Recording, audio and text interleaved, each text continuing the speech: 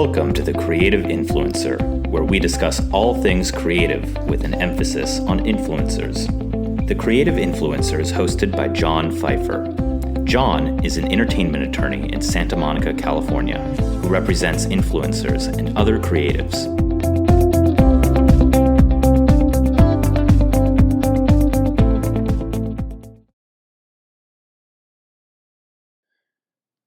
This is episode 4 of the 7th season of the Creative Influencer podcast. Today we interview Derek Toombs. Derek is a filmmaker and the lead instructor in media communications at the LA Film School. Derek shares his adventuresome life experience from serving in the Coast Guard to going back to film school and how he approaches storytelling and finding your voice as an influencer in a crowded field. Enjoy.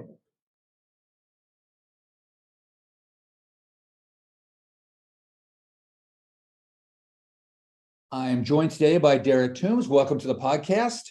Hi, thanks for having me. You're welcome. So let's start because you have a very different to where you are. Where did you grow up? So I grew up in South Florida, not too far from Fort Lauderdale, a little town called Margate. And there is, I hate to make fun of people from Florida, but there is a game they play on the talk show radios out here, Florida or not Florida. And there's a strange story in the news, but that's we'll leave that at that. Yeah, no, that's got to be tough because anything can happen here. So yeah, that's right. Okay, so you are currently the lead instructor in media communications at the LA Film School. Correct. Okay, that path to that position hasn't been the normal path that you would expect. I read where you are a veteran filmmaker. Yes. Yeah. When you use that term, what do you mean?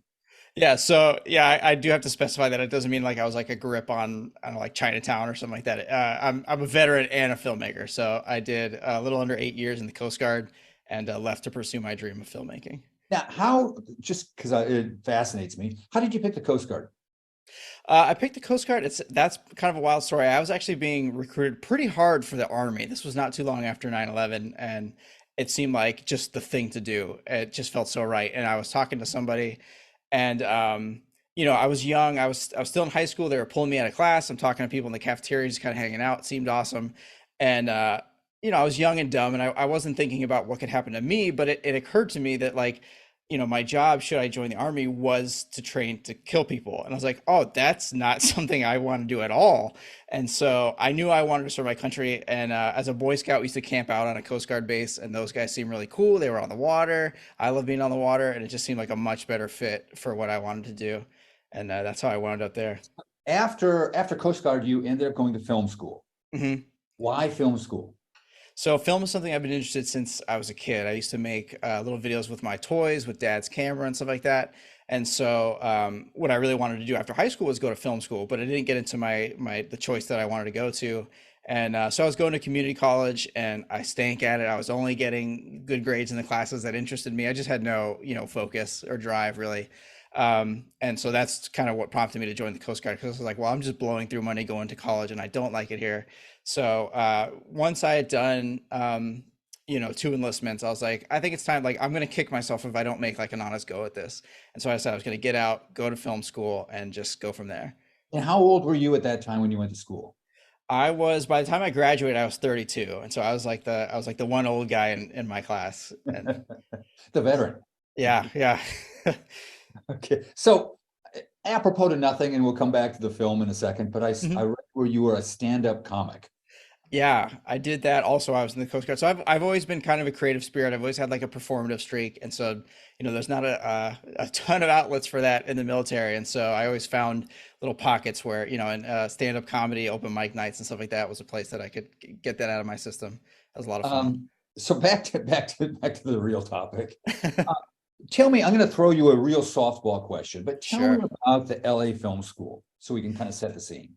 Yeah, so the LA Film School is really cool. It's super accelerated. So they run through a course a month, and school wide, I think what's really neat about it is we get a lot of non-traditional students. So these are a lot of students like myself who they've already had some life happen to them. Maybe they got kids, maybe they've got a career, and so it's really an awesome fit for people who are in a situation like me, where it's like, people who maybe couldn't go to a brick and mortar school. Maybe it's based on where they live or based on just their life circumstance. And we just run them through, I don't want to say a crash course, but it's a really fast, curricula. And so, yeah, I really like it there. I really like our major, especially, is really cool because we are kind of the Swiss Army knife program in media communications, where they're learning graphic design, they're learning journalism, PR, obviously a bunch of video. And so that's really cool for the students who are kind of, they want to be what we call a unicorn, which is what a lot of the industry is looking for. Now, is it both online and in person? There is an in-person component. There's a campus. It's honest to goodness, it's on Sunset Boulevard. It's in the old historic RCA building. And then there's an online component. So all the online is actually operating out of Orlando, oddly enough, which is where I am. And then everyone on campus is, of course, in LA. How do they work the online? Because I teach one class at Pepperdine, so I taught Okay. through the pandemic on Zoom. How Yeah. do they do the online? Is it you're in a studio setting and then you broadcast from there, or how do they do it? So we online right now, as a result of the pandemic, we're all pretty much, our home is our studio. But I'm happy to say we're building out a studio in the offices. We're gonna have a green screen and like three separate, each wall is a different backdrop, and we've got all this cool stuff. So hopefully the days of just kind of like our bedroom being our backdrop are, over, or soon to be over. But yeah, so every instructor has super hands-on for their curriculum. I mean, even if a course is established and it changes hands from one instructor to another, they get to, adjust the curriculum. We make sure everything's super up to date, nothing's written in stone.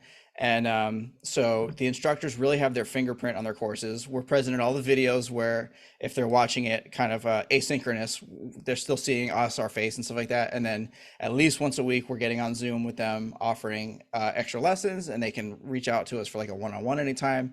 So yeah, there's no risk of like, them thinking they're running through like an automated system or something like that. Like they really are with instructors. So how do you keep up? What sources do you use to keep up with what's going on in the industry? Sure. We actually had just this week we had what's called a PAC meeting, a professional advisory committee. We've got people who are in each industry. These are really cool because our major is so spread out. We've got journalists, we've got graphic designers, stuff like that, who are in the industry that will come back once or twice a year, and we'll show them our curriculum. We'll show them classes that we're about to launch and things like that, and we'll ask them like, what's something that anybody heading out into your industry needs to know, or like where's kind of the vacuum that we can fill. And so we do have people in the industry meeting with us at least once a year to check on that. And then of course we stay, just as instructors, the focus is much more heavy on industry experience for us than teaching experience. And that's a big part of how we stay on top of things, is because, you're not going to get the instructor who like taught, journalism like 25 or was a journalist 25 years ago teaching journalism. Like people are coming right out of their career to us, and that's awesome. A quick story about that is my oldest son just graduated from law school from ASU, and they have the journalism school is the Walter Cronkite School of Journalism. Yeah. And I asked my cabbie, do you know who Walter Cronkite is? Oh no. He had no idea. That's funny. So it's all kind of generational. Yeah. So I saw one of the things that you have taught in the past is storytelling. Mm-hmm. Take me through a very abbreviated, how do you teach storytelling? Yeah, I mean, one of the first things I explain to my students, I give them this example where I say, let's say I had an old friend from college came and stayed in town, and he was a complete jerk. And I could say that, what made him a jerk? Well, he was like detestable and he was rude. Well, I gave you the definition of the word jerk, and it still tells you nothing. But if I told you the story that he ate all my leftovers and he wore my girlfriend's robe and things like that, like that actually communicates that way better. And so storytelling is our most effective means of communication, and you don't have to be a creative writer to benefit from that. And so that's kind of where we just started, is like, what's the way where you're really just going to kind of, inject your point into somebody's veins in the most direct way. And so that's really what we get across there, is that it's all about, being heard and saying things succinctly. And then, so if you're teaching storytelling, you start there, but how do you get that so the student can learn to craft a story? And do you have Well, a framework you use? yeah. I mean, one really cool assignment we do is it's a collaborative story where everybody starts the first like paragraph or so of a story, and you have to kind of learn to like, well, what's like the appropriate way to continue this, like, and so I think it's interesting because you're taking somebody else's framework and running from there, and it teaches you how to tell a story on like the macro level where it's like, I don't want to derail somebody else's story, and I may have things that I want to get across. How do I do that? In a way that I'm playing nice with other stories, and so that's really cool. And then of course we've got just we really stress on how to make stories personal, even like when they're not. So it's like find your connection to a story, and that's what's really going to get anyone else to listen. Is where do you come in all this? So those are some of the big factors we try to push. How does YouTube figure into this? The creation of YouTube videos and what you teach your students about just the YouTube generation. I mean, because you watch YouTube videos and there's all these jump cuts. You don't Right. see that. You don't see that in television. Right. Yeah, we really try to teach them. I mean, there's just so many types of video out there, and there are the kind where the jump cuts are appropriate. And in a weird way, if you upload your video and it had none, you'd be doing it wrong, And then there's types of videos where it's like, don't you dare. So, we really do try to walk them through, just the different like formats of video and things like that. I mean, they go from, I teach an advanced video course as well. And so they've got options for a documentary, for, like a branded video, and things like that. And so, you know, we just show them like there's different types of video. And one of the things we really get across is like video has become so, democratized. Everyone's got like a really good camera in their pocket. I mean, like I said, I was making films with my dad's camera. And so if, I could meet myself when I was that age, I'd be like high-fiving my hand off for having a 4K camera in my pocket. So when everyone can make pretty good video, it's up to you to make really good video, because people will nope out of a video if it doesn't sound right, or if they can't see you well enough and stuff like that. And so we do stress all the things that, every kind of video shares, and then we can focus on what makes them all different. So you're teaching a budding videographer. Mm-hmm. Who wants to start his or her own YouTube channel, or wants to grow their channel. What advice do you have for them as they're shooting these and just kind of developing what they're going to do?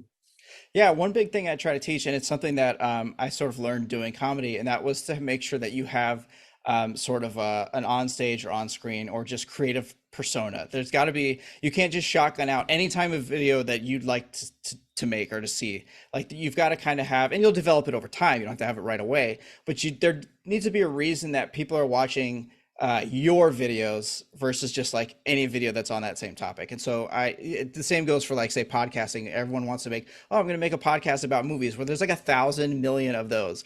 What is yours? Like, sell me yours. And that's really important for YouTube, is like, by now, there's every type of YouTube channel you're going to get. And so what is it about you, or your eye, or your sensibility? And so I think that's really important. It's just kind of setting yourself apart that way, and knowing like, what is your, your specific path towards this. Now, I mean, you obviously know who you are at this point. I know who I am. How does somebody who is just getting out of high school find out who they are?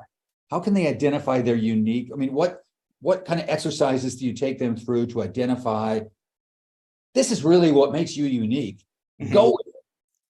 Yeah, well, early on, we make a point to identify their taste, because usually anybody who wants to create content, it's because they have really strong or really good taste in the media that they want to create. And you prep somebody like, look, the stuff you make at first, it's going to be miles difference between the stuff that made you want to make, video, music, writing, and what you make. It's going to be disappointing, but somewhere in there, in that gap, is kind of where you are going to find yourself, because you don't want to just ape, as a filmmaker, if I was just making stuff trying to be like a Steven Spielberg, I'm not going to be Steven Spielberg. And so I'm just going to fall short every time. And so, but somewhere in that gap where it's like, I think my stuff stinks because it's not Steven Spielberg, but somewhere in there's like, my stuff is good because I found my own lane. And that's what's really important for everybody, I think, to start out that way. Have you found, some rule of thumb about how long it takes people to actually kind of develop that and get their own rhythm? No, there's not really like like a set. I mean, it really depends on. It takes a lot of patience. It also depends on people's the level, their passion level. Because especially like in a major like ours, where sometimes I am teaching people who like what they really want to do is they just want to be a strong collaborator. It's like I'm not going to make my own videos, but I don't want to get plowed over by somebody who does if I need to hire somebody or work with somebody. And so yeah, I mean, it's such a big spectrum. Some people take to it really quickly because they've just consumed a lot and they can kind of see those patterns. But yeah, I think, and that is kind of the shortcut. Really, is recognizing the patterns in what you like. Is like, what's the kind of cognitive effect? Is like, how does this video make you feel, and how do they achieve that? And like, how are you going to go about something similar? Shifting gears a second. Yeah. I have played with both of the major more than played. I've done a lot of time on both of the major platforms for the artificial intelligence. Okay. Yeah. And given that the writers are on strike and it looks like the actors are going to go out on strike now, Hmm.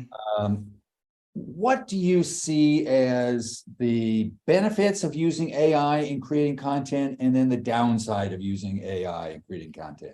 Sure. So I think the benefits are if you could use AI as like almost like a silent partner or something like that, where it's like you've got like an assistant or it's like your intern or something like that. I think where we might be in trouble, especially as it relates to like the Writers Guild and things like that, is if people do start to think that AI is like a one for one, you can just replace a writer with AI.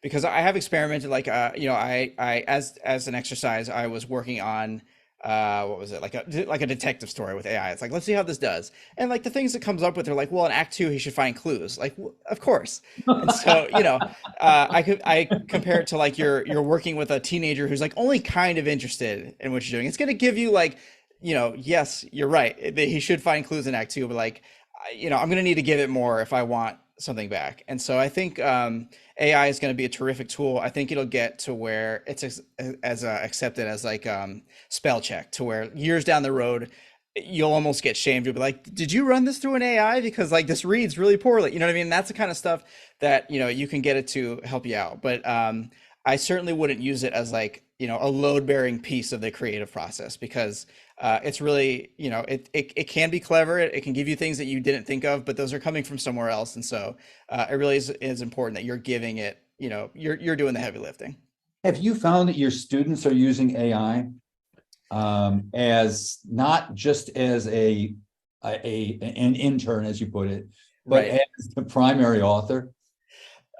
We haven't seen much of that. We've seen bits and pieces, because now luckily there's things that can detect AI. And so we're not seeing actually a ton of that, because I mean, for us, luckily, we're teaching the core classes. And so people are there taking those classes because that's what they want to do.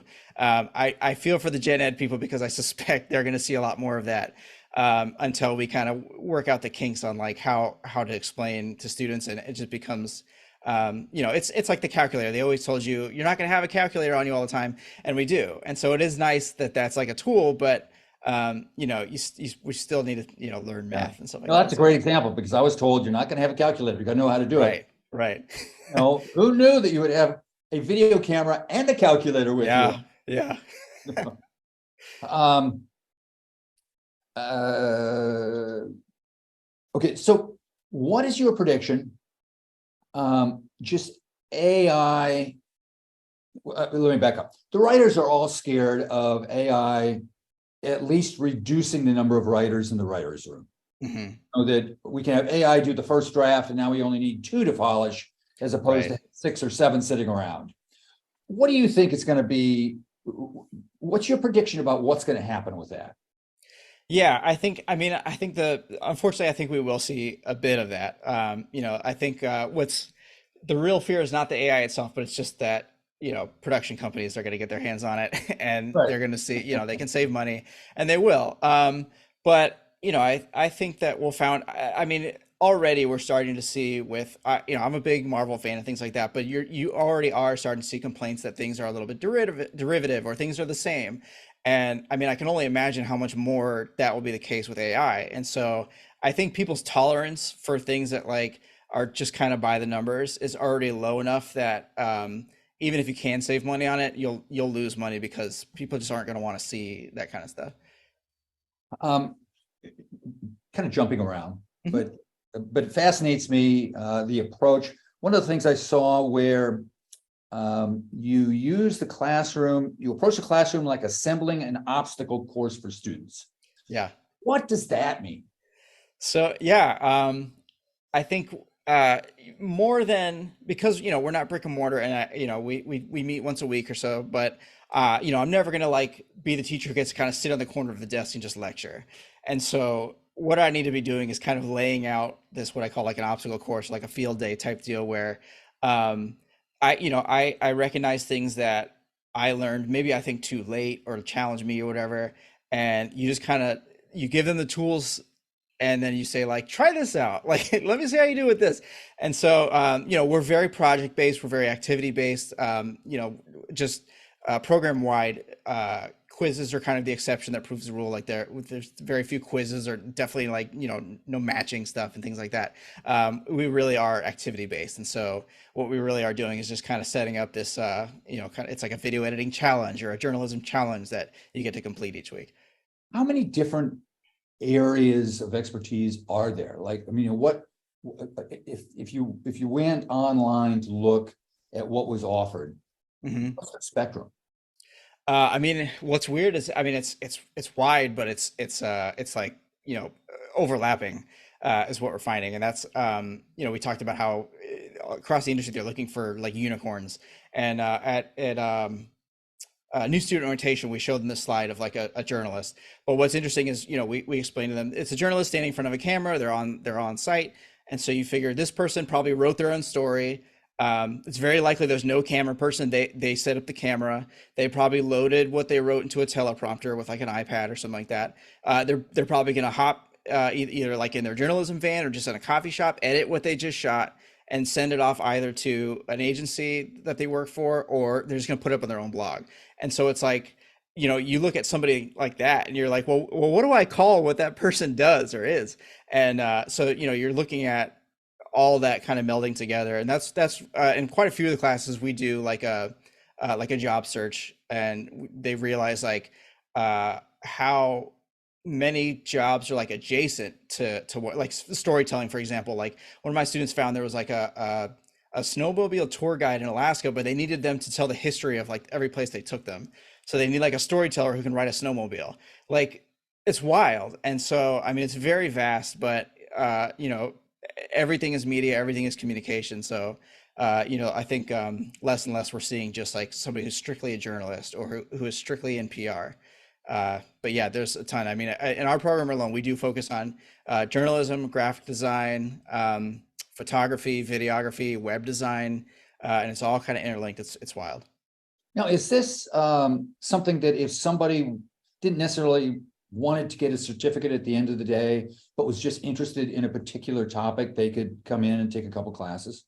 We're working towards that. Right now, we are a bachelor's program, but we are working towards an associate's and certificate programs, in each kind of spoke Yeah. of the wheel that we have. What would people be surprised to learn about you or the college that you wouldn't think about? Yeah. Let's think. I mean, I think one of the things that's most surprising, even to the students who sign up, that they don't realize what they had gotten into is when we introduce the instructors. I mean, on our team, we've got one of the guys teaching journalism was an on-air news anchor for 25 years. Like he still gets like street spotted and stuff like that. I remember when he came to work for us, there were like blogs wondering where he had gone. Like, why is he not on TV anymore? We've got an Emmy award-winning news producer. We've got somebody who the podcasting teacher is the host of the Apple Insider podcast, and so I think that. Like you don't want to advertise a program just on its instructors, because instructors come and go, but when people get in and they're like, holy cow, like these are the people who are teaching me that, I mean that's a pleasant surprise that I get to see at new student orientation and stuff like that. So I did research, but I didn't find that you had a podcast class. How do you Yeah, do podcasting? that was interesting. Maybe I can get some personal knowledge here. Yeah. No, our podcasting instructor is remarkable, and that's a fun one because it starts with introduction. There's a lot of the different genres of podcasts, so people are introduced to like audio drama podcasts maybe for the first time, and some of the students will take that avenue. And there's a lot of just kind of that that branding aspect that I mentioned, where it's like, there's a student who like, they just, for some reason, they don't particularly like podcasts. And we kind of all agreed, we're like, that's the podcast I want to listen to. Is like this, like, I don't really like podcasts, because that's such an interesting angle. And like, there's probably not too many of those. So yeah, there's a lot of that. It's kind of finding your own voice and recognizing what's out there and seeing, what people do well, and where there's like a gap you can fill. Yeah.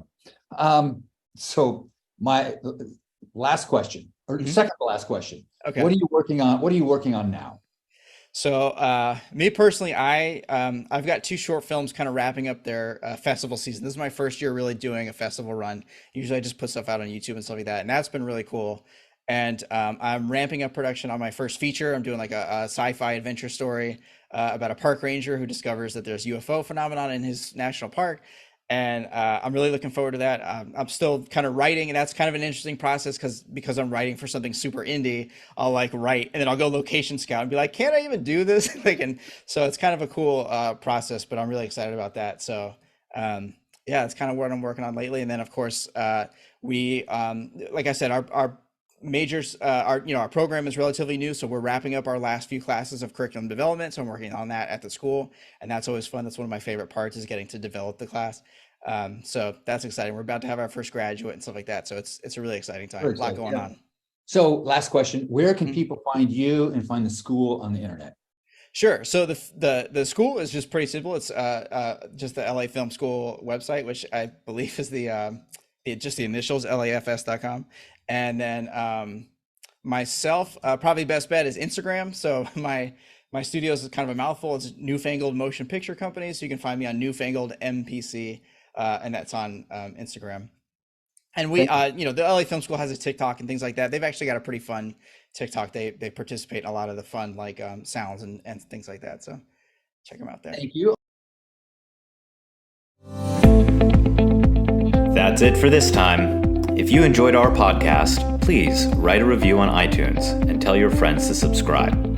If you have any questions about influencers or suggestions for future episodes, email them to John at Pfeiffer@pfeifferlaw.com. Thank you for listening.